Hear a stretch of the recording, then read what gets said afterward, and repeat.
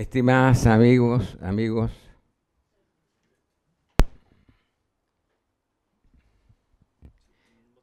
en primer lugar agradecer a Raúl por la invitación. ¿m? Y para mí esto significa realizar una clase y que quiero que sea muy pedagógica, muy didáctica, porque este tema forma parte de la malla curricular del curso de Relaciones Internacionales y Derecho Internacional Público. Así que espero no aburrirlos tratándolos como alumnos o alumnas mías. ¿Mm? Lo primero, voy a hacer una breve referencia a la reforma de Naciones Unidas. Enseguida me voy a referir a lo que hicimos con 620 abogados chilenos, en que interpusimos acciones penales en contra de Benjamín Netanyahu y su ex ministro de Defensa, Yoav Galán. Fuimos a La Haya, hablamos con Karim Khan, con el fiscal. Se los voy a explicar todo ese proceso. Y que al final derivó con la prueba fáctica y jurídica que acompañamos en un catastro de fichas, de casi 5.000 fichas, en que se acredita el día, la hora y el lugar en que se cometieron 5.000 a lo menos de los asesinatos que causó el ejército y la aviación israelí. Me voy a referir también a un proyecto en lo que estamos empeñados y ahí le voy a pedir apoyo, considerando la conducta contumaz, yo diría de desacato permanente a las resoluciones de Naciones Unidas. Se han dictado cerca de 100 resoluciones desde el 48 a la fecha a favor de Palestina. Israel no ha cumplido ninguna. La única que cumplió y parcialmente fue aquella que le dio la independencia, que le dio la calidad de Estado miembro, pero quedó pendiente el Estado palestino. Y en 9 ocasiones, la mayoría de los 2/3 de la Asamblea General, que hoy día tiene 193 miembros, esperamos que Palestina sea el número 194, ha sido denunciado por este desacato, este incumplimiento, y en las 9 ocasiones el veto norteamericano salvó a Israel de ser expulsado en concordancia con el artículo 6º de la Carta, por lo que se llama la reiteración del incumplimiento de las resoluciones de Naciones Unidas y de la propia Carta Constitutiva de Naciones Unidas.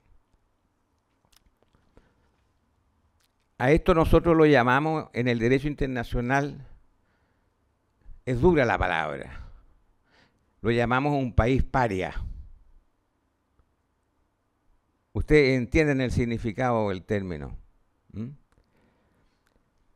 Así que, y también me voy a referir al final a algunas observaciones que tengo respecto del proyecto.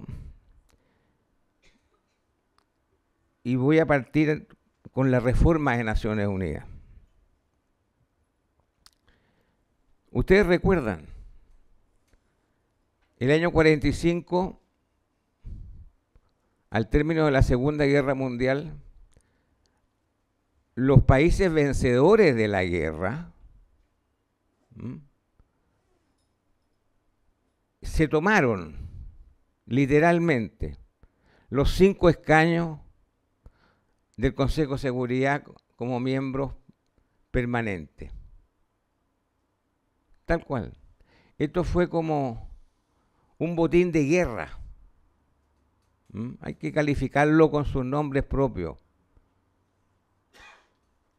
Y hace ya más de 25 años que la comunidad internacional, durante el periodo de sesiones de las Asambleas Generales de Naciones Unidas, que se realizan en el mes de septiembre, en las que cada presidente o primer ministro tiene la facultad de dirigirse al Pleno por 5 minutos. Algunos se pasan, por supuesto. En los últimos 25 años, este tema de la reforma de Naciones Unidas ha sido materia de los discursos de la gran mayoría de los presidentes que hacen uso de la palabra en la Asamblea General. En la última oportunidad, en nuestros países de América Latina, el presidente Lula se refirió al tema, el presidente Petro se refirió al tema, el presidente de Chile, el presidente Boris, la mayoría. ¿Y de qué se trata esto? Que hay un tema de democracia interna que debilita la institución y que paraliza el funcionamiento del Consejo de Seguridad, que según la Carta está llamado a cumplir 2 fines que son fundamentales. Primero, preservar la paz internacional y segundo, preservar la seguridad internacional. Esos son los 2 objetivos que tiene la Carta respecto al Consejo de Seguridad. Y hemos pensado, esta es una de las propuestas, porque hay muchas.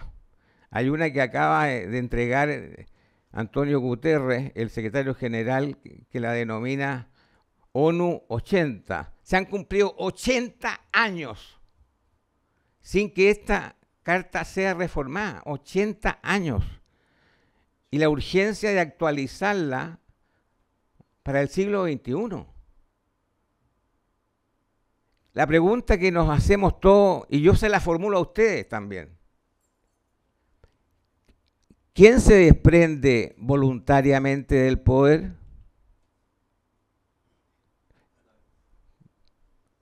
Esto aplica a la política interna en los países, pero también aplica a la política internacional.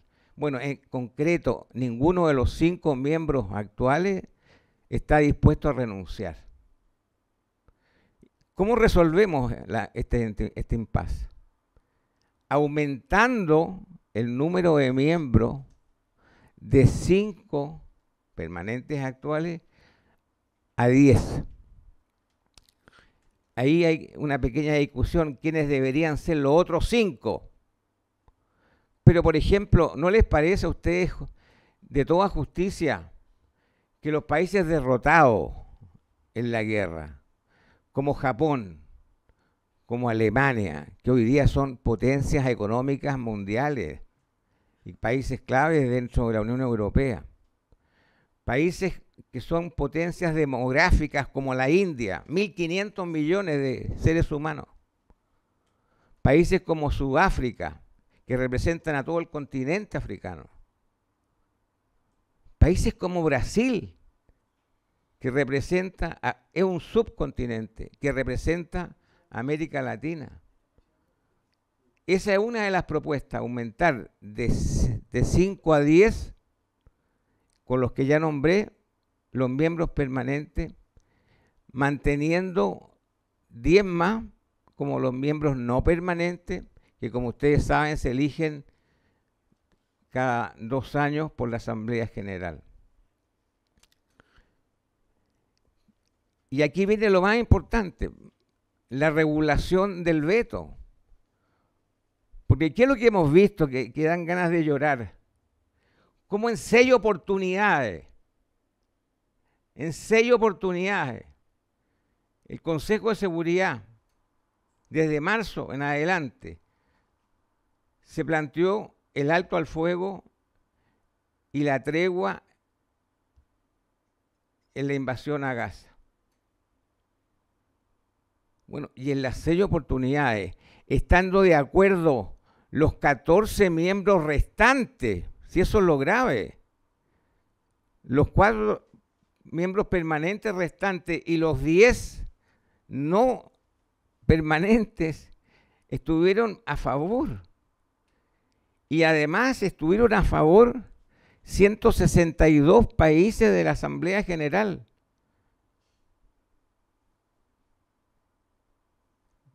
Bueno, y bastó que la señora representante de Naciones de Estados Unidos levantara la mano y dijo: me opongo. ¿Es democracia interna eso? ¿Tiene un sentido de justicia? En absoluto. En absoluto. Y eso, por supuesto, paraliza el proceso de la aprobación de la tregua y el alto al fuego. Y por eso que pensamos que no puede haber un veto uninominal, un veto en solitario, que un solo país levante la mano contra 162 países que están a favor en la Asamblea General y 14 están a favor en el mismo Consejo de Seguridad, y diga: me opongo y paralizo e impido que se apruebe el alto al fuego y la tregua. Conociendo nosotros las cifras horribles, penosas, inhumanas, abominables, y el genocidio que se está cometiendo en Gaza. Eso no puede ser. No puede un solo país. Y el quórum sería el de 5 miembros de los 10 miembros permanentes que deberían aprobar un veto eventual. Hay otras posiciones que están por eliminar el veto, como sucedía en la antecesora, en la Liga de las Naciones, que se crea, como ustedes recuerdan, en el Tratado de Versalles en 1919, cuando ponen fin a la Primera Guerra Mundial. En consecuencia, este es uno de los grandes temas de actualizar al siglo XXI una institución que quedó atrasada, que quedó caduca en el tiempo y que favorece solamente a un país. Y también tengo que decirlo, puede que aquí discrepe con algunos, había pasado algo previamente respecto de Rusia cuando invade Ucrania.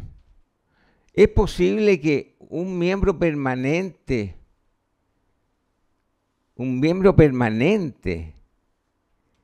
invada a un país soberano y vulnere su integridad territorial y su soberanía? Tampoco es aceptable. Pero lo más grave es que el infractor impidió que se tomaran sanciones en su contra, invocando el veto. O sea, el veto ha sido nefasto en definitiva y ha llegado la hora de modificarlo. Eso dentro de los resúmenes, porque el tiempo no es muy largo. Me quiero referir a un tema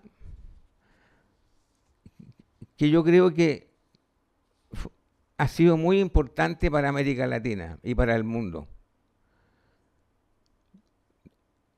620 abogados chilenos de un país que tiene 19 millones de habitantes.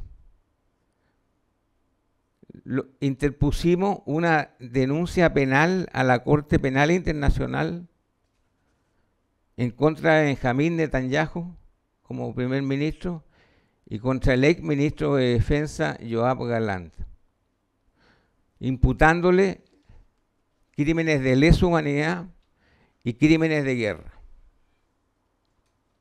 Acompañamos toda la prueba fáctica y jurídica y un catastro de fichas de 5.000 asesinados, especialmente niños y mujeres. ¿Y qué significa un catastro de fichas? Porque cuando hablé con el fiscal Karim Khan y le dimos la cifra en esa época, íbamos como en 40 y tantos mil asesinados. Entonces él me dijo, no, usted me está dando una estadística, me dijo. Yo necesito saber la forma, el día, la hora y el lugar, cómo murió, cómo fue asesinado, si fue un F-16, si fue un tanque, un Márkava, que fue una ametralladora, todas las circunstancias factuales que rodearon cada uno de los asesinatos. O sea, fue un trabajo arduo de investigación, de contactos con Gaza, etcétera. Y logramos llevar la ficha. Viajamos a La Haya. Nos entrevistamos con la señora Paulina Macías, que es la directora de reparaciones y atención de víctimas. Con el mérito de esa prueba que acompañamos, esto fue en abril del año pasado, en el mes de mayo, el fiscal Karim Khan, en una resolución, señaló que había un motivo plausible para imputar a Netanyahu y a Galán como autores de los crímenes de guerra y de lesa humanidad. Y expidió las órdenes de detención, que como ustedes saben, porque, claro, este es un gran defecto, la Corte no tiene una policía propia, así como Naciones Unidas tampoco tiene un ejército propio. Depende de la colaboración de los países. Y se expidió estas órdenes a Interpol con una alerta roja internacional y que está en todos los aeropuertos de aquellos países que han suscrito el Estatuto de Roma. Y entre ellos nuestros países en América Latina, en Europa, algunos africanos y algunos asiáticos. Las órdenes están vigentes y no prescriben, son imprescriptibles. O sea, aquí comienza la rendición de cuentas, porque Netanyahu y Galán y aquellos que resulten responsables de la investigación deberán sentarse en el banquillo los acusados y enfrentar la justicia internacional, que como ustedes saben, las penas pueden llegar a 30 años de presidio, y cuando ya son casos abominables, como el caso del genocidio, pueden condenarse a cadena perpetua. O sea, no, esto es urgente, porque después de toda la masacre, el genocidio y el ecocidio, porque entienden el ecocidio, que es la destrucción de la naturaleza de Gaza, con el lanzamiento de bombas químicas, con las mismas bombas que Estados Unidos bombardeó en Vietnam, napalm, el agente naranja, los defoliantes, y con las cuales mataron a muchos niños quemados. Los químicos que resultan de estas bombas prácticamente descompusieron desde el punto de vista genético la tierra y las aguas. O sea, no solamente aquí hay un genocidio, sino hay también un ecocidio, lo que agrava, por supuesto, la falta.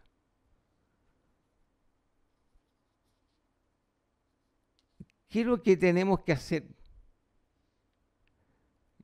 Y esta es una labor de todos, porque no no pueden ser solamente algunas personas. Lo más importante, después de este genocidio que ya lleva 68.000 asesinados civiles palestinos, la mayoría niños y mujeres, no puede quedar en la impunidad.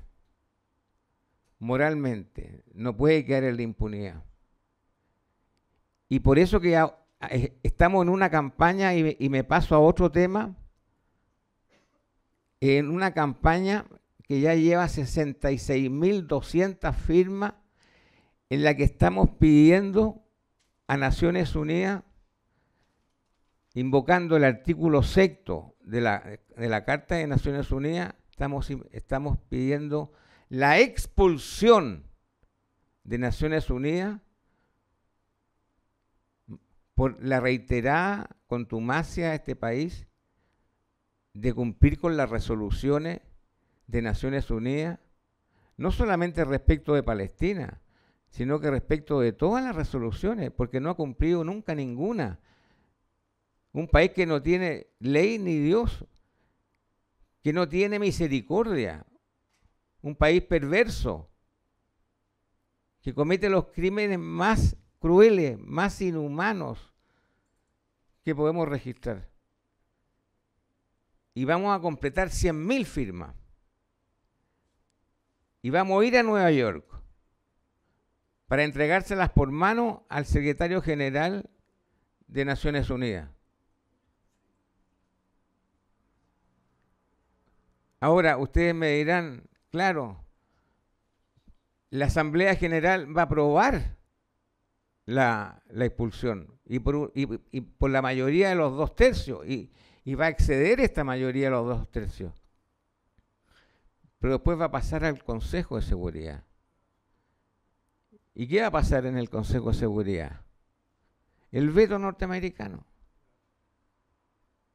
Pero no hay duda que el impacto comunicacional a nivel mundial, el impacto ético y moral, la verdad que va a ser muy duro para un país que ha perdido toda credibilidad, si alguna vez la tuvo, hoy día no tiene nada. Está en su peor, en el evento de su mayor debilidad política. Especialmente el primer ministro, que no puede seguir por razones morales y éticas en esa calidad hasta hoy día. El reemplazo de Netanyahu o lo reemplazan ellos, una sociedad enferma, que el 80% piensa que está bien lo que están haciendo con los niños en Gaza, ¿ah? Justifican la masacre, justifican la limpieza étnica, justifican todos los delitos.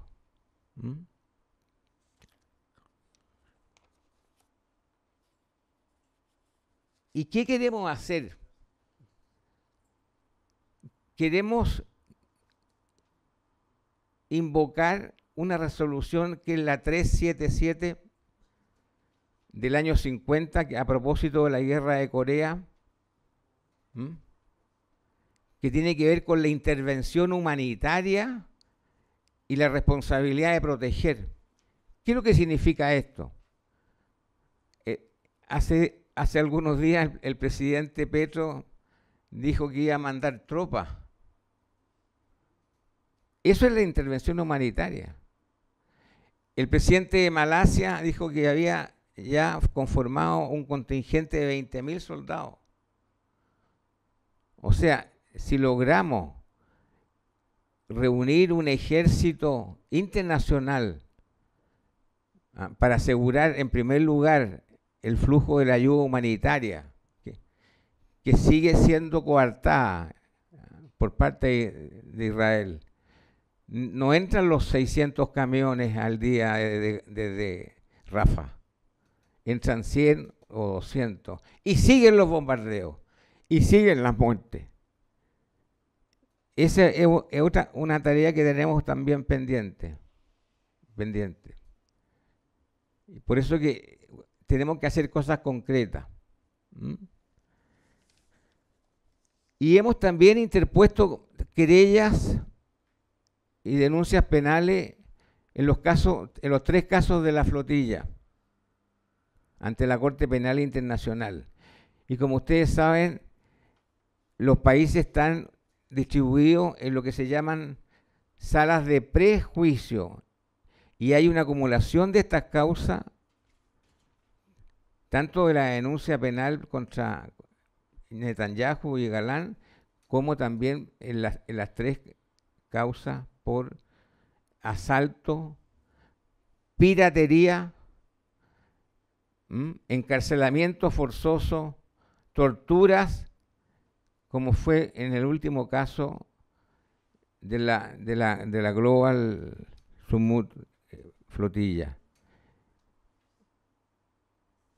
Entonces estamos acumulando pruebas que va a ser muy importante para el futuro, porque los barcos de la flotilla iban en primer lugar en aguas territoriales de alta mar, o sea, en aguas internacionales, de acuerdo a la Convención del Mar. Y también invocamos el tribunal especial que crea la CONVEMAR, que es la Convención del Mar de Naciones Unidas del año 82.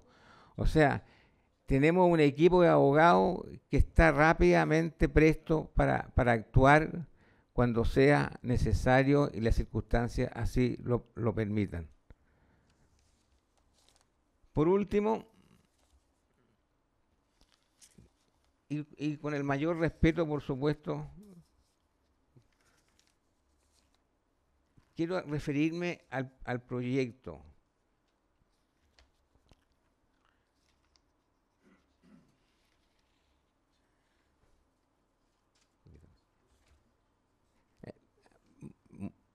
Muy corto.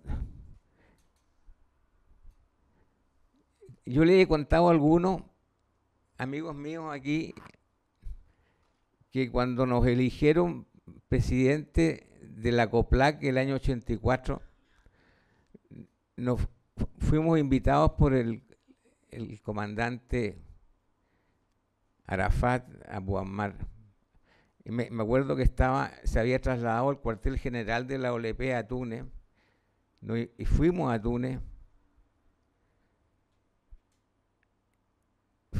Nos atendió a las mil maravillas, y cuando entramos a hablar de política,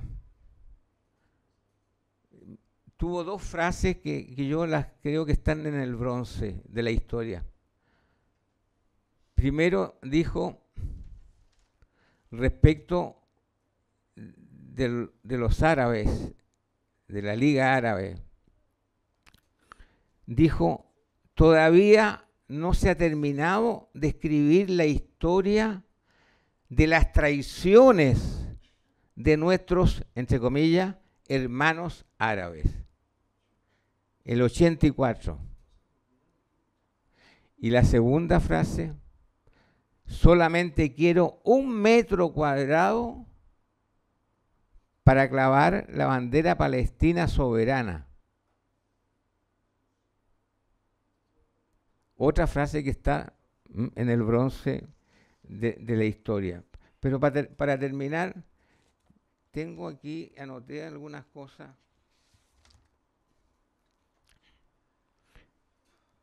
Estos son, Raúl, temas factuales, es decir, en términos de realidades en el terreno. Si entendemos que Trump y Netanyahu se oponen, y ha sido sistemático durante todas sus campañas electorales para la reelección, ¿cuál ha sido el eslogan electoral? No habrá un Estado palestino. Y la sociedad israelí votó a favor de aquello. Entonces, yo me pregunto, ¿está en contra de los 2 estados? Me preocupa cómo poder hacer cumplir las resoluciones de la sentencia del Tribunal Internacional de Justicia del 19 de julio pasado, Dice dos cosas la sentencia. Primero, que la ocupación militar israelí, que lleva ya 77 años, es ilegal, inválida y que debe terminar de inmediato. Y la segunda parte de la sentencia, en la parte resolutiva, señala que los asentamientos judíos construidos en los territorios palestinos son inválidos, deben ser evacuados y los colonos deben irse de inmediato. Estamos hablando de casi 800.000 colonos judíos.